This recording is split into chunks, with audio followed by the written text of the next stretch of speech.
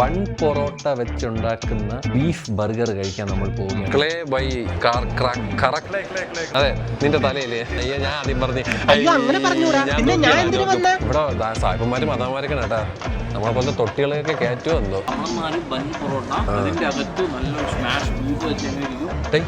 കൊതി വിടാടാ തെണ്ടി, സംഭവം കൊള്ളാം കേട്ടാ.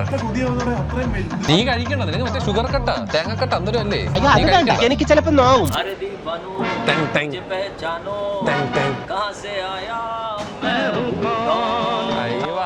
വന്നു ഗൈസ്, ബിസ്ക്കറ്റ്, ചായ, ബർഗർ. എവിടെ കൊണ്ടേ എന്തിന് ഞാൻ കൊണ്ടുവരാനാ?